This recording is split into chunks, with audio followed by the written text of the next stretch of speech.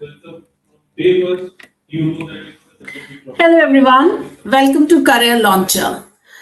Most of you who are watching this session right now have studied English your entire life. You know grammar, you know vocabulary, you've read some novels.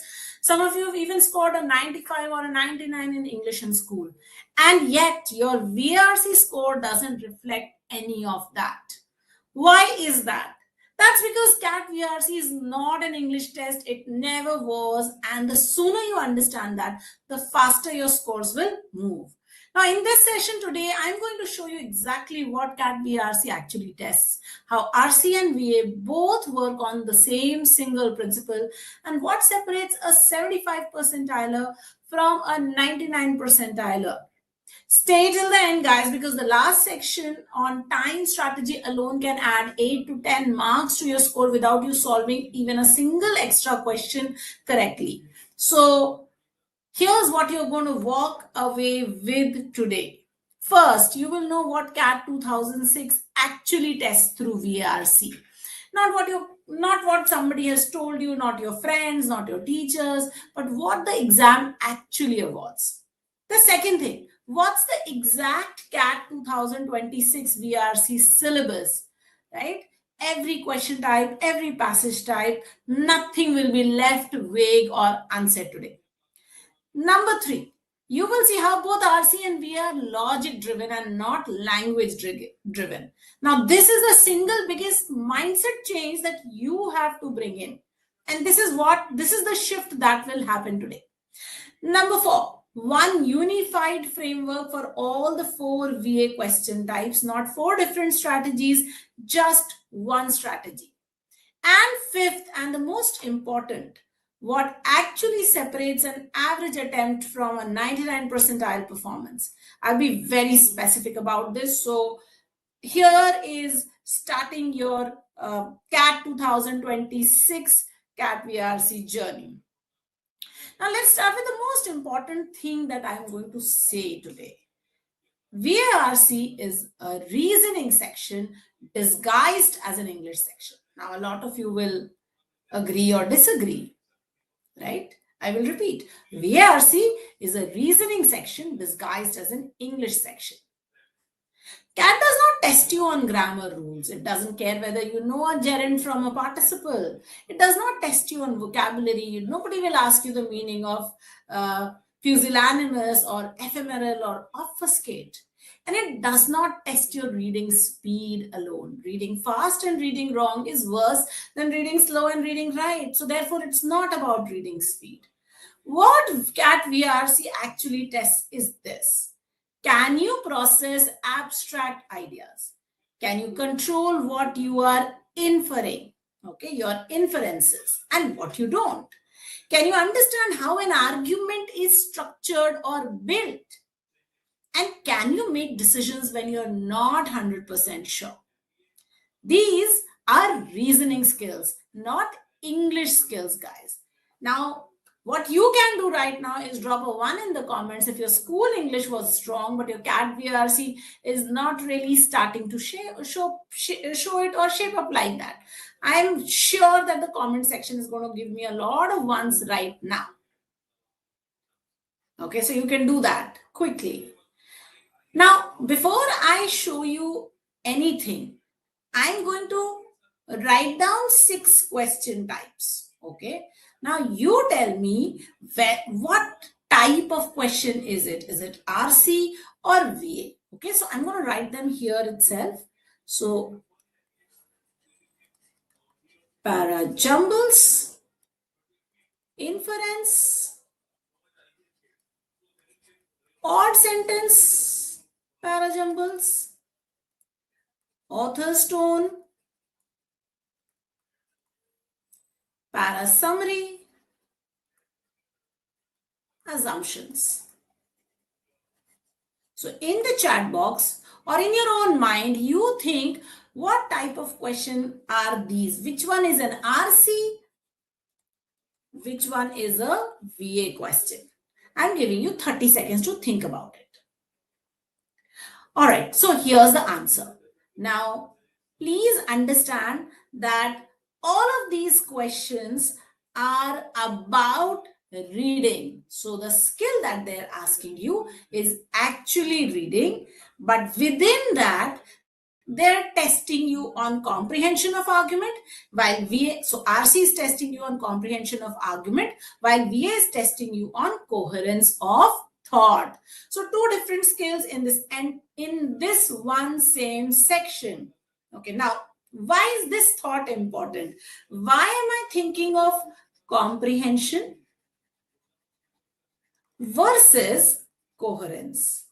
This is because once you start planning and doing your preparation, you do not think of RC and VA in the same way.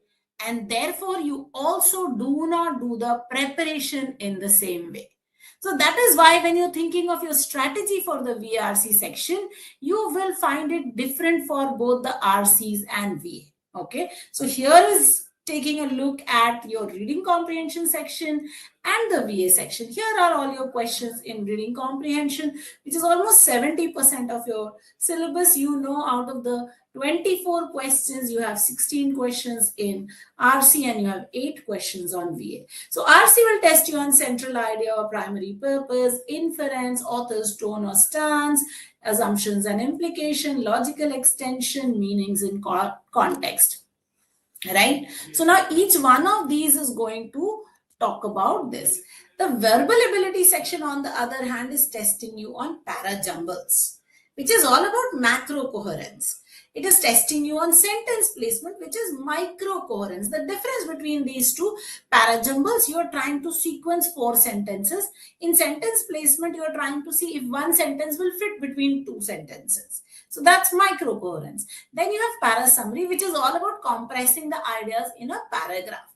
And then the next is the odd sentence out, where you are looking for thematic integrity and trying to identify which one of the sentences does not fit in this scheme of things, right?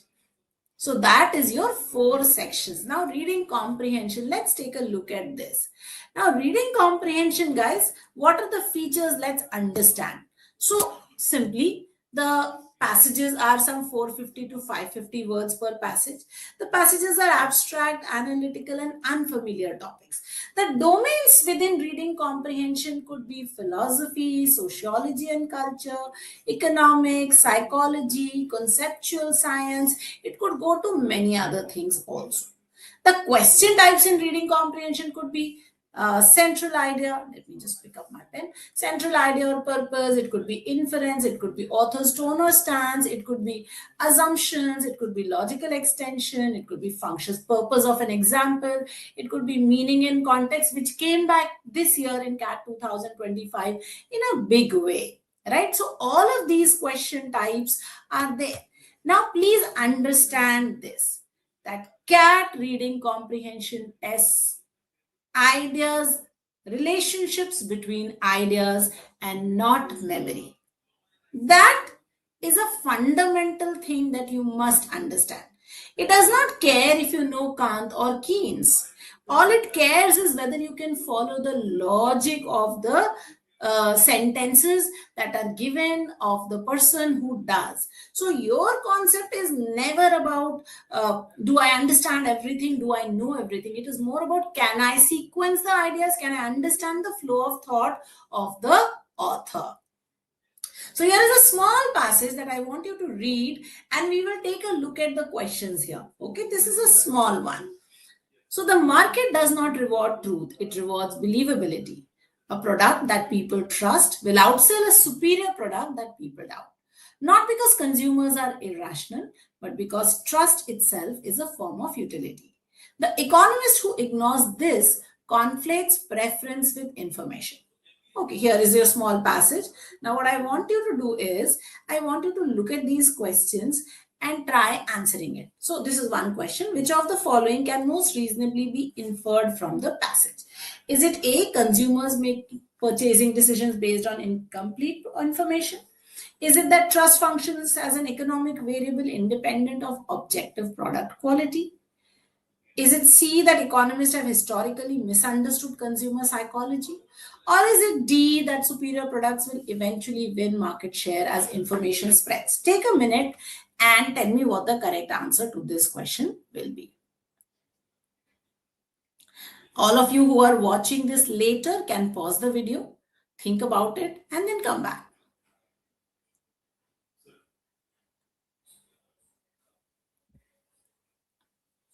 I'm just waiting for you to finish.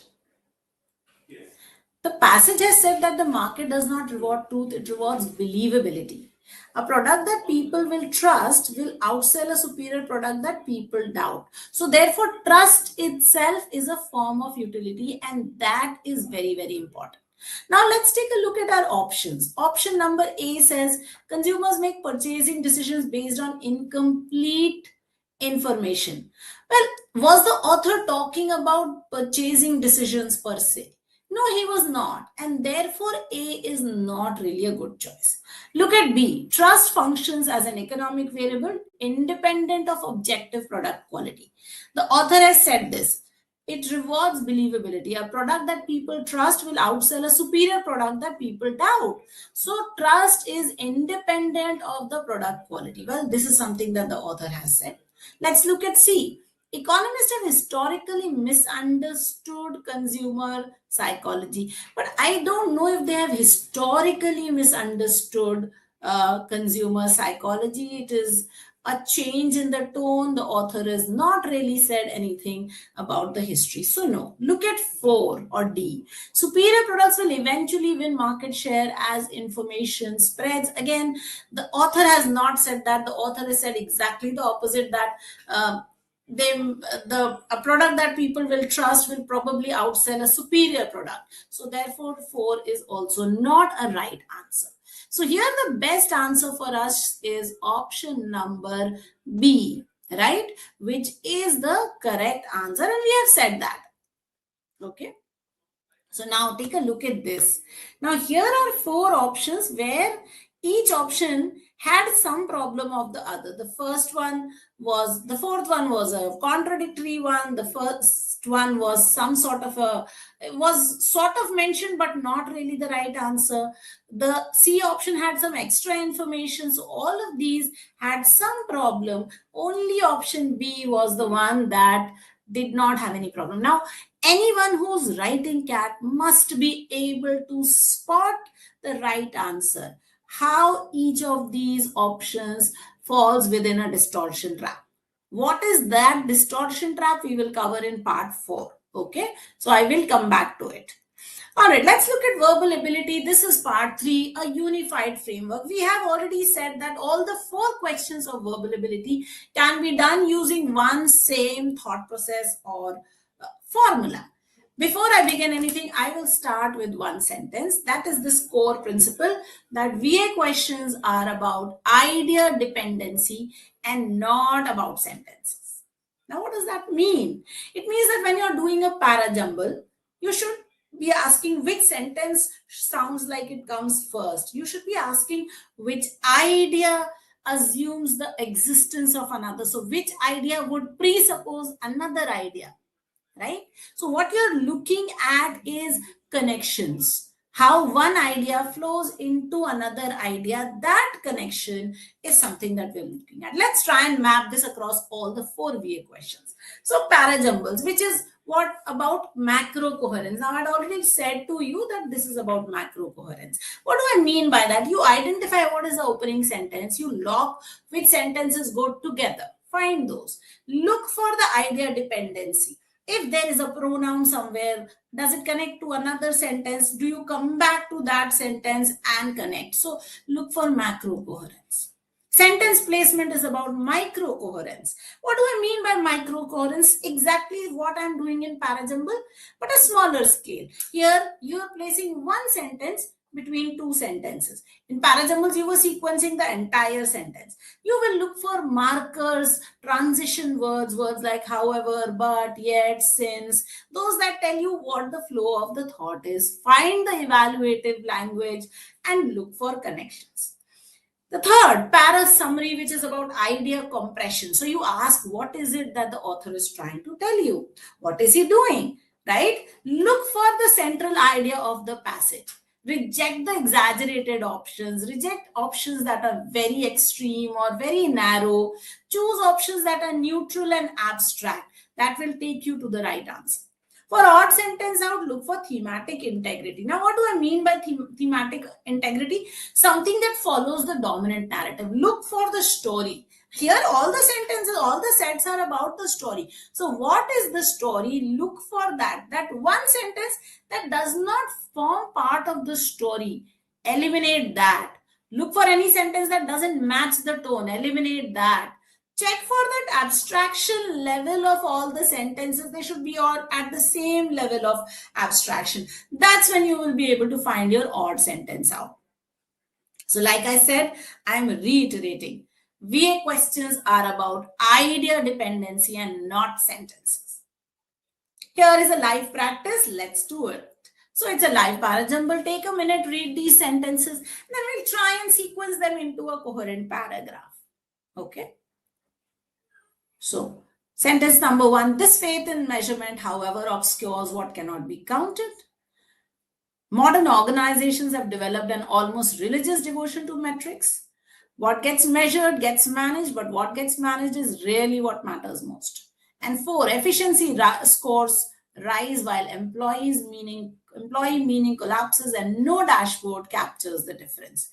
Now, take a minute, read this, and then I will go into what the correct sequence should be.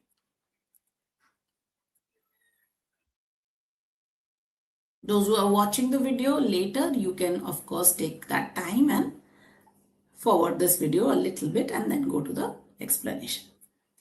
All right, now if you have read this set, the opening sentence here is going to be sentence number 2, which sort of introduces the idea. It says, modern organizations have developed an almost religious devotion to metrics. So it is an unconnected sentence. It does not have any prior reference. It's a clean sentence. And it brings out an issue to you that modern organizations are obsessed with metrics. Now, this faith in measurement obscures what cannot be counted. So this faith in measurement in sentence number 1 connects with this religious devotion to metrics. So I come from sentence number 2 to sentence number 1. And then I come to sentence number 3, which says what gets measured gets managed. Now what cannot be counted is the different thing. So what gets managed is rarely what matters. So I've come to sentence number 3. And then of course sentence number 4, which says what gets managed is rarely what matters most. What matters most is employee meaning, which collapses, and the dashboards don't really capture the difference. So sentences 2, 1, 3, 4 follow this sequence and become your order. So you're moving from observation to implication, right? So 2, 1, 2, introduction. 1 and 3, observation. 4 becomes the implication, and that gives you your sequence, right? So let me write that here. Introduction. Then we came to observation. And then finally we came to implication. Okay? So that's how your sentences are flowing. I hope you got that. All right, now how to read RCs for CAT 2026. Now, this is something that you need to understand, okay? So, now most of the students are reading RCs in the same way. What are you doing? You're hunting for information, you're highlighting, underlining facts, you're learning up the examples. Now, that approach is the worst thing that you can do for your CAT preparation. What are you reading for? Please understand, CAT is not about what is the passage containing. It is more about what the author is doing there. Why is he using certain facts? Why is he not using certain facts? Why has he given an example? What is his claim? All of that is what you need to look for. So when you're reading a CAT passage, here are 4 things that you should be tracking. Number 1, argument flow. How does the author move from point A to point B to point Z? right? That's the thing that you're looking for. Number two, what is it that the author is ultimately claiming? What is his assertion? What thing is he telling you in this passage? Number three, is there a counter view that he is presenting? And if that counter view is something that he has clearly mentioned in the passage, is he acknowledging it? Is he rejecting it? What? And number four, his resolution. How does the argument land? Does he end with a strong conclusion? Does he say, you need to look? Does he leave it for the reader to understand? So here are four things that you need to do. Four things that you should not do. Don't highlight facts. Don't memorize examples. Don't reread again and again. And do not be in a hurry. Please don't rush for speed. If you don't understand the passage, the rushing for speed is not going to help. Please remember, a slow, better reading, accurate reading is much better than a fast, inaccurate reading. Okay, so keep that in mind. Now, here is something else that's very important on this page. This is the option elimination logic. Now, take a moment. Here are four things that you need to keep in mind. Okay. Scope distortion, tone shift, inference leap, and fact but irrelevant. These are four different ways you should be able to eliminate options in a question. Now, this is something very important. Okay. We will try this through a question, of course. Here is a small passage with a small question. I want you to look at these and then we will try and see what option elimination will work here. Silence in negotiations is not an absence of communication. It is its most potent form. The negotiator who speaks to fill silence has already revealed their discomfort. And discomfort is a concession before any term is offered. Okay, so here is your passage. So silence is important in negotiation. Please understand. The author's primary purpose in this passage is to argue that negotiators should never speak during negotiations. Okay, suggest that silence functions as a strategic communicative act. Explain the psychological reasons why people fear silence, or prove that non-verbal communication is superior to verbal communication. Take a minute, identify what the right answer is, and then we shall discuss it.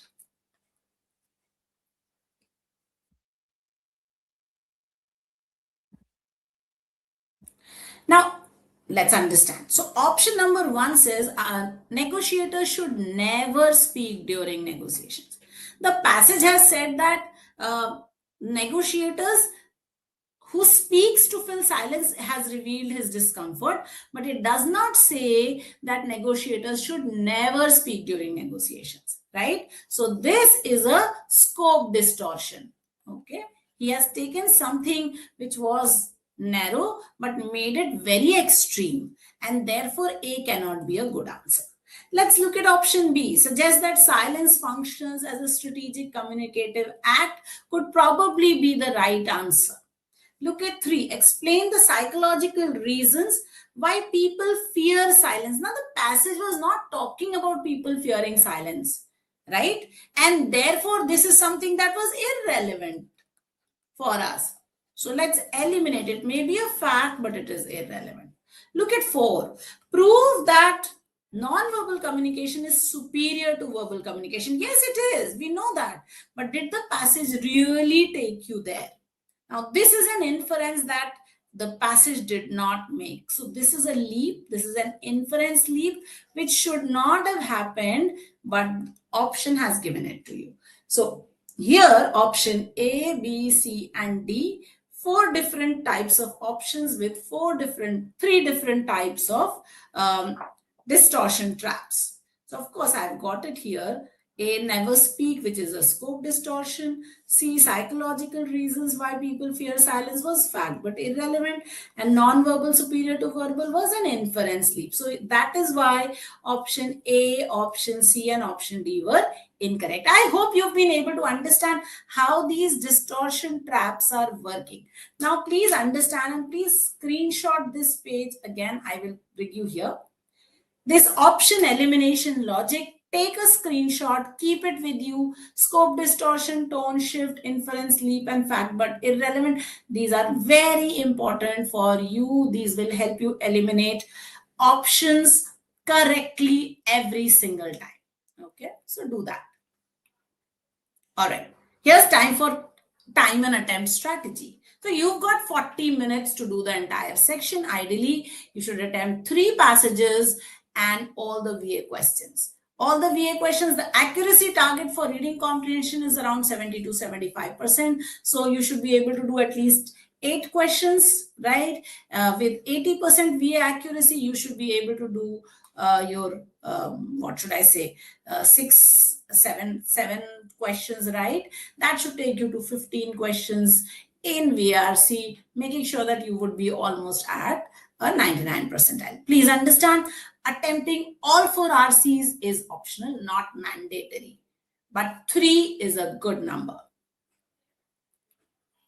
Now, how do you prepare? So the preparation roadmap is simple. Every day in the foundation stage, that is the first 1 month, 1 abstract article daily. Now, where will you find these? You will find them in Al Daily. You will find them in Aeon. You may find them in Project Syndicate. You may find them in Guardian, right? Please find these articles.